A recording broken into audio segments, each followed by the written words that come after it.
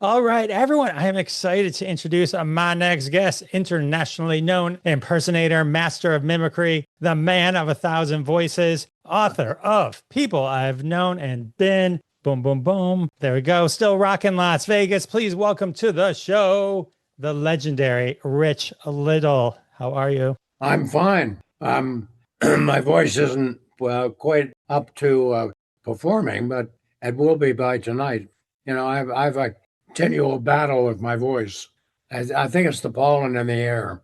But How often are you playing shows in Vegas? well, I'm playing Monday, Tuesday, and Wednesday at 6:30 at the Horseshoe.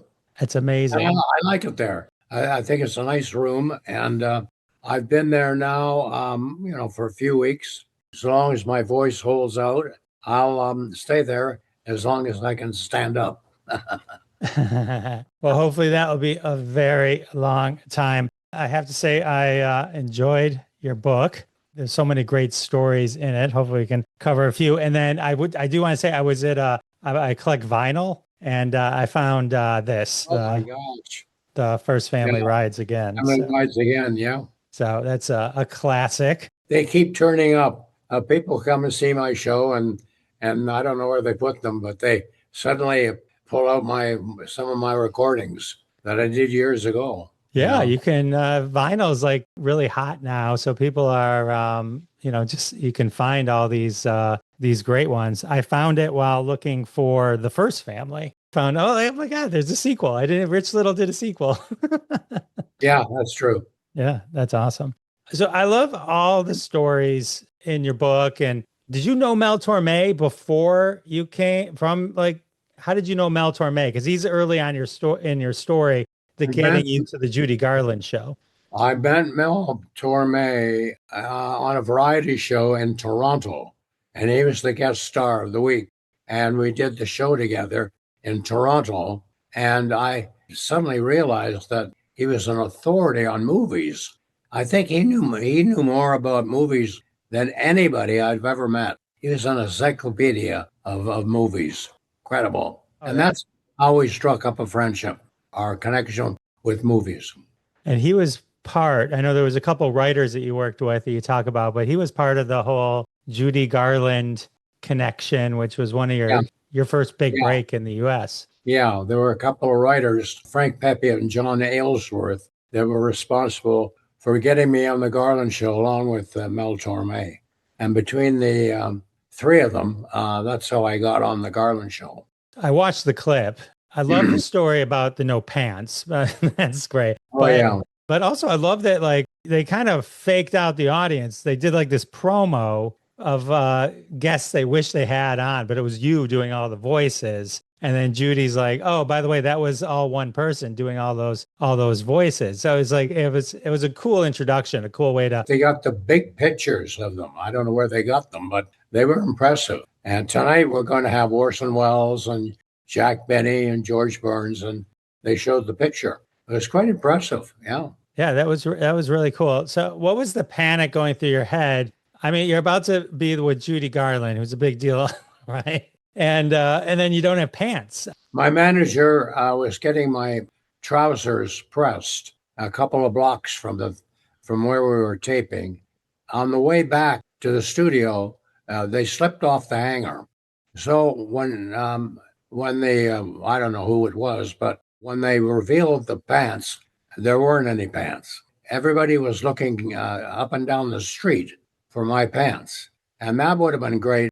Imagine wearing pants on the Garland show that had been in the street. That would not a cool move, really. But they did find them, and I think they found them, or did they get us somebody else's pants? I can't remember. I think one of the pages had pants that were pretty close to mine, and we tried them on, and they were pretty close fit. Not great, but that's the way we did it anyway. I don't think anybody noticed that they were short. I don't think so. No, they were too busy looking at you and Judy. You did this your whole career, and you started out with Judy Garland. But I mean, it's enough that you're controlling your voice and you're doing something. How do you maintain the composure that you maintain in front of the literal biggest legends of all time almost every time you're doing it. Yeah, that's a lot of pressure. A lot of pressure. Not only are you doing the show, which is popular, but you've got so many great celebrities on the show, and that's a bit terrifying too. So you had to keep your cool because otherwise it would be disaster. So I was always walking around going, calm down, just do the routine, no problem, no problem. And it seemed to work out pretty good. It's just amazing to me. I mean, just because it's one thing like to do the voices in front of Judy Garland, right? Right. But then there's like times where you're doing, well, the Dean Martin roast, you seemed, as I watched a lot of those clips, you just seemed in your element there. I mean, like you didn't feel like you were with legends. You were a legend among legends. You looked like you were all best pals in your delivery.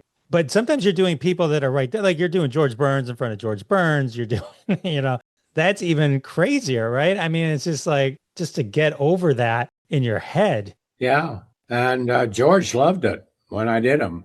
He was one of my biggest fans, really. He used to always say to me, "You're holding a cigar in the wrong hand." I said, "What do you mean?" "Well, you hold the cigar in your right hand. I hold my cigar in the left hand. And if you held your cigar when you did me in the left hand, you would get bigger laughs." I said, "Are you serious?" He said, "No, I'm not serious." Imagine thinking that. That's like doing Jack Benny. If you did Jack Benny, you put 4 fingers up to your mouth, or you could put 3. Jack always said 3 was funnier than 4. You have a bunch of stories where the people they're playing along and they're like telling you how to do them better. Well, one of the things that Jack kept telling me was, don't say, "Well," just say, "Well, well." Very quiet. Don't go, "Well," because I never do that. It's very, very, very quiet. I said, "Jack, if I do it too quiet, they won't hear me at all." "Oh, they'll hear you, but just 3 fingers. Well." When you're deciding to do a voice, what's the process of learning a voice? And is there a point sometimes where you'll be like, I can't do this one?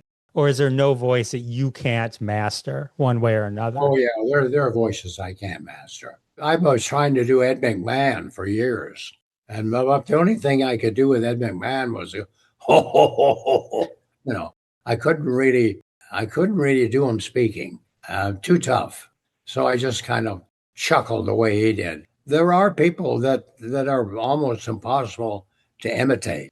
You have to have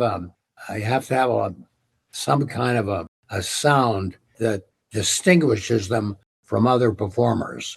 Sometimes you get it and sometimes you don't. Is it like somebody trying to do a voice and they can find the one thing that's sort of like that key? And then does that help other impressionists, or is it bad to imitate? Right. I mean, I remember if I'm growing up, I'm doing a voice, I'm doing you doing Howard Cosell, right? Me, right? If I'm walking around because that's how I hear the voice and that's how I know how to repeat it, right? You have the initial skill of being able to actually do it. But well, there was an impersonator called Will Jordan, and he was the guy, if you remember, who looked like Ed Sullivan. He really could look like Ed Sullivan. He had a big advantage over the rest of us. When you can look like somebody, this is a big plus. I couldn't exactly look like Ed Sullivan, but Will Jordan could look like Ed Sullivan. I remember the first time I met him, he said to me, "Do you do Ed Sullivan?" And I said, "Well, I don't do it like you do." He said, "Let me hear your Ed Sullivan." And I did my Ed Sullivan, copying him. And when I finished doing it, he said, "Gosh, I wish I could do it like that." I was just copying him. That's the quickest way to do an impression. Find out how somebody else is doing them and just sort of imitate them. When everybody was doing JFK. And if you could do Will Jordan doing JFK, it was a good impression. I had heard at one point it was always everyone doing Von Meter, yeah. Yeah.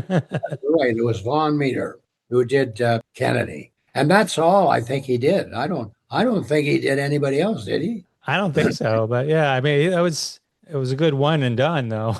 Oh yeah, yeah. He thought when JFK was assassinated, he really thought that his career was over. I said, "What are you talking about?" Well, they killed him. So it's terrible tragedy, but you can still do him. Oh no, no, he's dead. I said, I know. It was terrible, but you can still imitate him. I do a lot of people that have passed away. Doesn't mean that just because they died that you have to stop doing them. So I continue doing them too. It's a good way to keep people alive still in their Yeah. memory. Well, some people are a little touchy and they think the man was just assassinated. So out of respect, maybe you shouldn't imitate him. Maybe you Right. Well, should right. Maybe right after.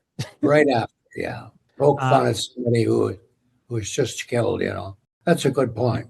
yeah, I'd heard a story. He was like on a way to a gig and he's like, turn around. We can't do the JFK gig. Ask not what your country can do for you, but what Maryland can do for me. Amazing. Amazing. How many presidents can you do? I know it's a million, but like, I don't know how far back we want to go. I mean, I don't think I go back that far, really. How do you do Roosevelt? I could do Roosevelt, but sometimes you do somebody and they don't know what they sound like. But I think most people knew what Roosevelt sounded like because he had that kind of very distinctive kind of wavy voice. I didn't make a point of imitating him, but a lot of people did him. If you go back further than that, I mean, can you imitate Lincoln? I don't know there's any recordings of Lincoln, is there? not other than Daniel Day-Lewis. No. Yeah, yeah. He was great. He was marvelous. At the time Lincoln was president, I don't think there were any recordings. No, no. But No. you do great Jimmy Carter, obviously Reagan, Nixon. I mean, there's Clinton. Who, when you were starting to do impressions and you were starting to do this and realize, oh, I can make money doing this. Like, who were the people that you looked up to, like the Impressionists that you're like, they were kind of inspired you to follow your path? Well, I looked up to Will Jordan. I looked up to Frank Gorshin. He was very popular. There were a number of impersonators I admired. Dana Carvey came along, and he was absolutely great. I learned a lot from watching him. Yeah, Dana Carvey's amazing. He's that's cool. So you were able to learn from even people that came after you. Is impressionists always learning from each other if someone cracks a new voice or something like that? Could be, if you're having trouble doing somebody and you see somebody do them really well, kind of discourages you. God, I can't do it better than that. So I kind of put it aside. Well, speaking of Frank Gorshin, so you did the Copycats. Right. I watched an episode with Robert Young. You can get it on YouTube, by the way, if you don't know. That's a fun show. Robert Young, we kind of shouted. He did W.C. Fields on the show. Yes, he did. Yeah, and he loved it too. You wouldn't think of Robert Young doing W.C. Fields, but they put a nose on him and everything. Yeah. Quite good, actually. His speaking voice, he kind of shouted when he talked. I remember the producers of the show said to me, Robert Young is our guest star this week, and he's meeting us here in the office in a couple of minutes. I said, oh, I've never met him yet. And he said, he kind of shouts when he talks. I said, yeah, I guess he does. Yeah. When Robert Young showed up, he walked into the office. He went, how are you? Good to see you. I'm delighted to be here. And that's him. He shouts.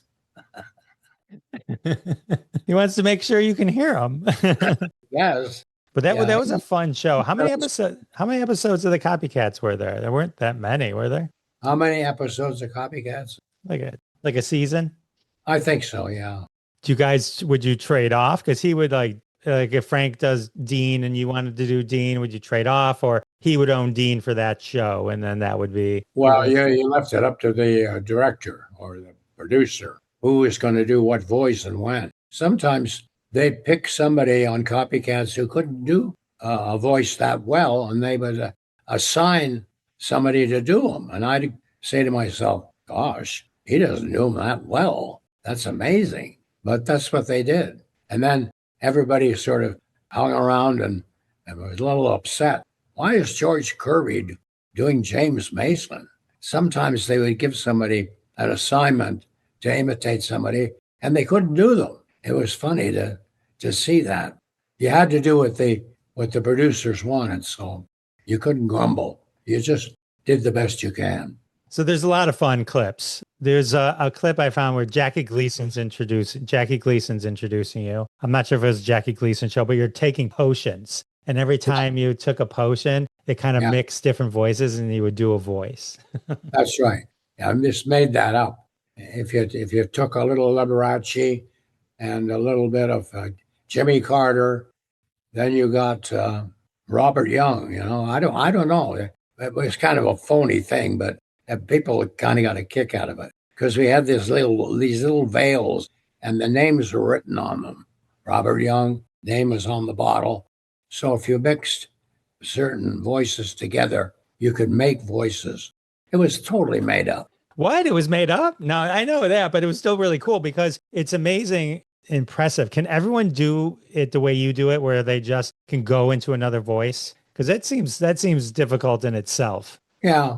Well, the audience doesn't know, how good you can do it. So, as long as you sounded a little bit like them, that was acceptable. You didn't have to sound exactly like the person you're doing. Do you have like favorite impressions that you love doing? Like you can just, if you were stuck on an island and had to be one of your voices, like who would it be? Yeah, if I was stuck on an island, I couldn't get off the island, but I did Richard Nixon. And every time a ship sailed by, the captain of the ship said, "Look, there's some idiot on the shore that's doing Nixon. And he's running up and down the beach. And I think he wants to be rescued." No, I don't think so. I think he's a nut. He just thinks he's Richard Nixon. So we don't pay any attention to him. It's kind of a funny premise. Every time they sail by the island, there's some idiot out front going, "Help, help. I need rescuing. Please help me." Funny thing to think that somebody's running up and down the beach. So you've got a great story at Carnegie Hall. You're doing Frank Sinatra, and Frank Sinatra comes on stage and does Frank Sinatra with your Frank Sinatra. Yes, that's true. I didn't know he was there. I was just going through my Frank Sinatra with the orchestra. I didn't know Frank was back there. And then he walked on behind me and he went, tugging my sleeve like that. And I said, "Oh, okay." So that's what I did, tugging my sleeve. So once in a while, he would help you with the impression. He knew how to imitate himself, Frank did. You got to do those little movements, all that stuff that Frank does. It's all visual. How self-aware are most people that are imitated of the things that they actually do? Like Frank clearly is aware of the things he does. Are most people, like if someone's doing something and they're like, because like you talk about like Nixon having no idea you were doing Nixon to Nixon. Yeah, that's true. The first time I did him, he had no idea I was imitating him. I was doing my Nixon for the first time as somebody came up to me and said, "Who are you doing?" I said, "I'm doing Richard Nixon." "That doesn't sound like him at all." I said, "Well, I think it does." There was a little dispute and they had a little argument about it. I thought it sounded like him, but sometimes people can get a little annoyed. Maybe their best impression is not recognized. I've seen that where somebody does a great impression of Robert Wagner or somebody. The performer is a bit of a hothead, and he'll go up to him and say, "That stinks." Can you imagine that? I've seen it. Somebody doing an impression of somebody, and it's not bad, but another performer goes up to him and says, "That stinks." I don't know where you go from there. Become a used car salesman. Yeah, that sounds like a nightmare. But how were you good friends with Frank? Yeah, I was pretty good friends with Frank. Yep. But Frank, it depends on the mood Frank was in. Everything was the mood. When Frank would get up in the morning, everybody around him, like Jilly and all the people close to him, first thing they say is, "What mood is he in?" Can I talk to him? Yeah, he seems to be in a good mood. Is he? Yeah. He was very friendly. Then that was going to be a good day. But Frank could wake up and, for whatever reason, just be in a bad mood. And then you want to stay away from him. He was a man of many moods. And when he was in a good mood, boy, he was terrific, you know. Kidded himself, clowned around, told jokes, and then occasionally he'd wake up and somebody had moved his pool table. Now you got to if you have a pool table, it's got to be, you don't want to move it. If somebody spent a lot of time getting the balance, maybe hours, you know. And I remember one time I was down in Frank's place, somebody moved the pool table, and Frank was like, his eyes got big, and I thought he was going to have a stroke. Somebody moved the pool table. What idiot would do that? And then I stayed away from him, you know. You don't want to be around him on that. I mean, that was the kiss of death. Move the pool table. Wow. Wow. It's not like you can just move a pool table. I mean, they're heavy. I mean, well, they spend hours, you know, getting the right balance.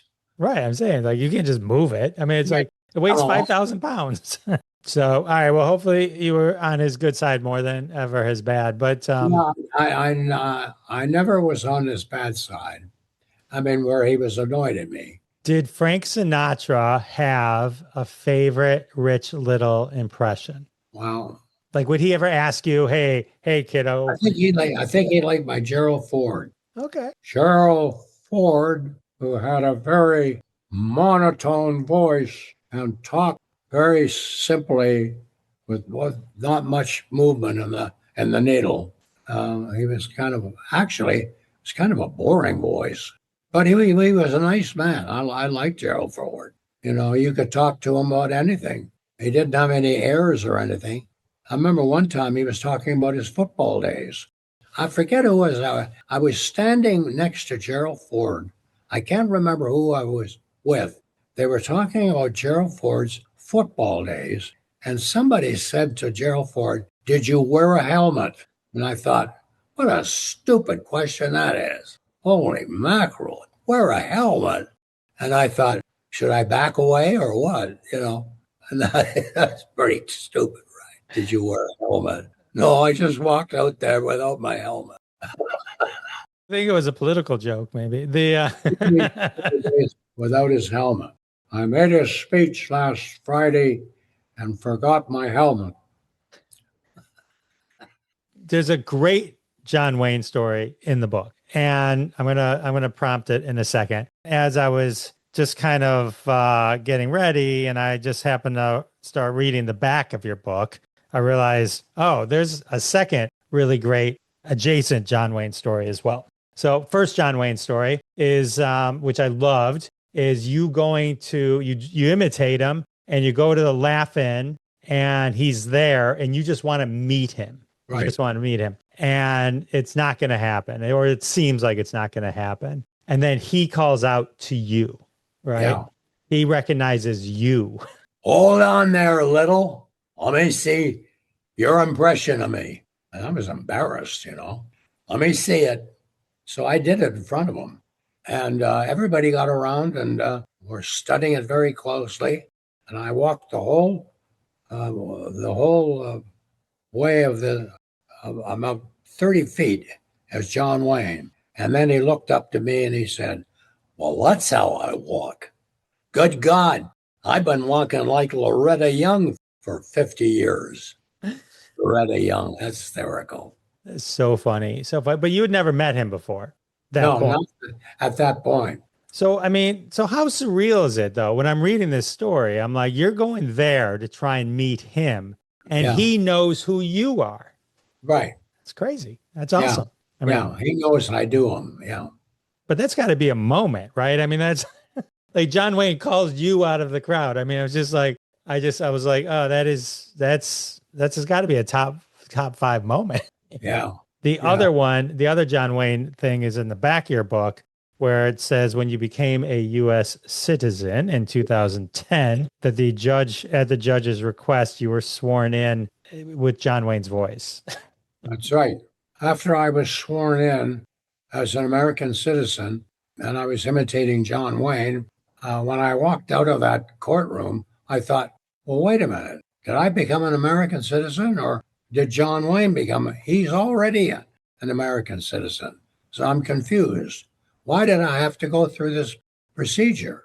I was a little confused. I didn't understand why I had to be sworn in as John Wayne. I think the judge sounds like was just a really big Rich Well, Little the fan. judge was a big fan of John Wayne's. That's why. And Rich Little. So, right. I mean, yeah. Yeah. That is amazing. I rewatched maybe one of my favorite shows growing up that you were a guest on, The Muppets. Did you love being on The Muppets? Well, I loved it. I just thought The Muppets was great. Jim Henson and Frank Oz and all those wonderful people lying on their back with their hand up inside a puppet. And your biggest fear was, as you did a scene with them, was you were going to step on them. You know, I mean, that could happen. I mean, because they've got their hand up inside the Muppet and they're lying on the floor. If you weren't careful, you know, like Frank Oz did Miss Piggy, you could step on Frank Oz. That would be wonderful. Stepped on Frank Oz. Although when I did Maurice Chevalier with Frank Oz, he did Miss Piggy. At the end of the song, he kissed me, not in the script. Oh, I had that written down. I have written down Rich Little made out with Miss Piggy. In the song in a very gentle way, and that was it. But what happened was, at the end of the song, he grabbed me with his hand inside Miss Piggy's nostrils, I guess, and he squeezed. So I'm being squeezed on television, you know, and I think he just did it out of spite. See my reaction, but if you watch it, he's really squeezing me. And then when I broke loose from him, I had a big rash on my lip. I had to finish that show. They put makeup on and everything, but it didn't look right. And I had many people come up to me later and saying, "What was all that red all over your face?" I said, "It was blood." Well, where'd the blood come from? Well, Miss Piggy kissed me and drew blood. Are you going to sue him? No, I'm not going to sue him. But I had to put lotion on my face for the rest of the show. Those guys, those Muppets at times were only interested in breaking you up. If they could go off the script and just sort of do something that isn't in the script, they love that because it would throw you. And sometimes they do that. All of a sudden, you'd memorize the scene, and all of a sudden, there's new dialogue. And I'm thinking, what the hell am I going to do? How am I going to answer this? This isn't what was written, you know? It could be very embarrassing. Oh, yeah. Well, I mean, it's still very cool that you got to play with the Muppets. I'm sorry that you bled from it, but I thought it was cool, at least that you got to kiss Miss Piggy. I didn't. The blood didn't pour out, but he made my lip look really red. And then they put makeup on that, and it made it look worse. And then when I was walking around after doing the sketch, people said, "What happened to you, Rich? You in a fight?" I said, "No, Miss Piggy took a chomp out of my lip." What was more intimidating, doing Frank Sinatra in front of Frank Sinatra, George Burns in front of George Burns, or Fozzie Bear in front of Fozzie Bear? Waka, waka, waka. Oh, I think doing Frank in front of Frank was a bigger challenge. You know, nobody does a perfect Frank Sinatra. Some people come close, including me. I don't think I do it that well. And Fozzie Bear is easy to do. But Frank, at times, would show me some little moves that he makes that I wasn't doing, stomping my feet and pointing, you know, like that. doing the, you know. I also wanted the Dean Martin roasts. I watched a lot of those clips. Those roasts are a different level of the roasts that we have today. But and you're definitely in your element there. One great clip that I found was you teaching Jimmy Stewart to do Jimmy Stewart. Yeah. So great. Teaching Jimmy how to imitate himself. When he finally did his Jimmy Stewart in front of me, I said, "No, that doesn't sound like him." Were the Dean Martin roasts easier to do, even though you're still surrounded by legends, because it's just the level of kind of the atmosphere itself being a roast, versus like you and Jack Benny crashing Here's Lucy or something like that, which is on her turf, her show, right? The Dean Martin roast, it seemed like everyone's just having a really good time. Yeah, that's true. Sometimes when we were walking backstage, the red light would be on, meaning somebody was recording. Maybe Lucille Ball was recording her show, and we were walking by outside, and we would stick our head in to see if it was Lucille Ball. And as we stuck our head in to say hello, we were on the air. We were being photographed. She's doing a sketch, with Harvey Korman or somebody, and all of a sudden my face appears for no reason. You're Rich Little? I don't think it is. No, Rich, is that you? I was embarrassed. I hid. I think it's amazing. You keep telling these stories like the legends knowing exactly who you are. That means you're amongst you're a legend amongst the legends. If Lucille Ball is like going, "Hey, Rich," well, you're on a different level. When Lucille Ball was shooting a scene in her show, and I didn't want to pop my face in, I'd have to do something, and I didn't know what to do, so I usually hid.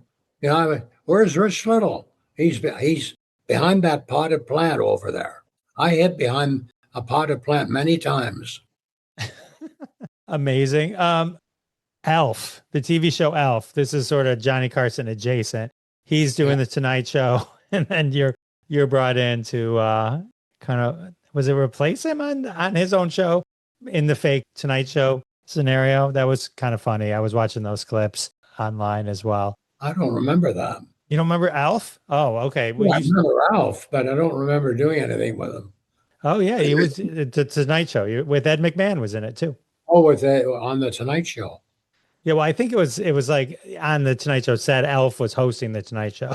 Oh, okay. Speaking of the Tonight Show, The Late Shift, you doing Johnny Carson on The Late Shift. It's one of my favorite. I love that movie a lot. It's a really, really good movie. And your Carson elevates the whole thing. Thank you. Is there a lot of, I'm trying to think, I was trying to think like if like at The Late Shift, you did Johnny Carson. You were Johnny Carson in The Late Shift. Cool. I had to whiten my hair. For The Late Shift? Yeah. That's when Johnny had pretty much white hair. So when I did him on The Late Shift, they had to whiten my hair. And then I had to do another show, so they darkened it. And then I showed up with my darkened hair, and they said, no, we're doing that next week. Go back to what it was originally. So I had to go back and get rid of it was terrible. I dyed it 3 times. Probably just easier to do the guest host the actual Tonight Show than to play Johnny in a movie. Well, as Johnny got older, his hair got grayer and thinner. Was that one of your favorite, doing Johnny Carson to Johnny Carson, or that whole experience? Be careful what you say, though. They might take it the wrong way, Yeah, Johnny, I had a quick, short temperament. I made a mistake on the Tonight Show once, bad mistake. I said, the only way to do a good Johnny Carson is to make the joke not too great. That didn't go over well. I hit a potted plant after that. You hit behind another potted plant. That was a stupid move to say. I don't know why I said that. Make sure the joke isn't too great. Not a smart move. Maybe that's why I was never invited back. I don't know. I heard that about Johnny Carson. He would have people on, because you were on a lot. You guest hosted a lot. And then you and many others actually just done. It was like. That's right. But when I would meet him at some tribute, they were honoring Johnny, and I was one of the people on the dais, he was nice to me. I mean, he was great. I don't think I have a problem with Johnny Carson. He seemed very nice to me. So he wasn't upset by what I did earlier. If I upset him, you'd never know it, because I've got pictures of the two of us laughing, chatting, and everything. So that means that He wasn't upset. They write books about Johnny Carson. Sometimes they'll write a book and say, oh, they had on Rich Little, who Johnny detests, can't stand Rich Little. His impression is terrible. And Johnny used to cringe every time he heard Rich was going to be on the show. I don't think that's true. I don't think I mean, what were you on? Like 80 times and guessed it like 30 times? You know, you wouldn't have made it past 3. Well, that's No, not. that could not have been It true. was in print. Yeah, I can't believe that would be true. No, not at all. You want to tell everyone about your Las Vegas show as sort of Well, at my age, I should be retiring. My voice isn't entirely great, but by tonight's show, it'll be better. I have to always worry about my voice. And I thought, so long as I'm standing and my mind is fairly clear and people show up, I'll perform. But the minute I fall down or just having up the energy to do the show, I may think of hanging it up, You don't want to go out there and make a fool of yourself. At my age, one of the problems I have is balance. I tend to want to fall over, and I don't know why that happened. I never had a problem with balance, but I do have a cane, and I will use it. You don't want to walk out on stage and fall over, Not smart. No, no, no. How long is your show? How long do you do the show for? I'm on stage for a little over an hour. Oh, amazing. Amazing.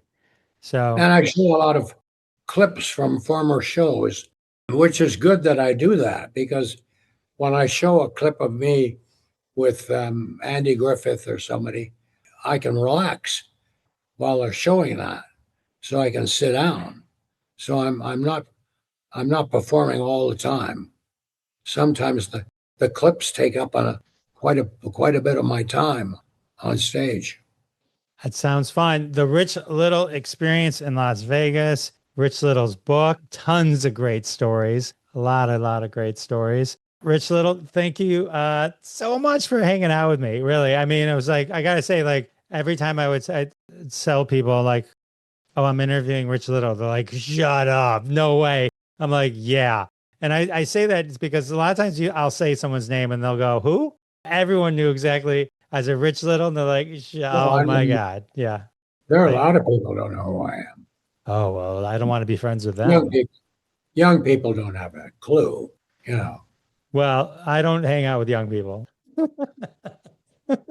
I only hang out with people who know who Rich Little is. So, well, thanks.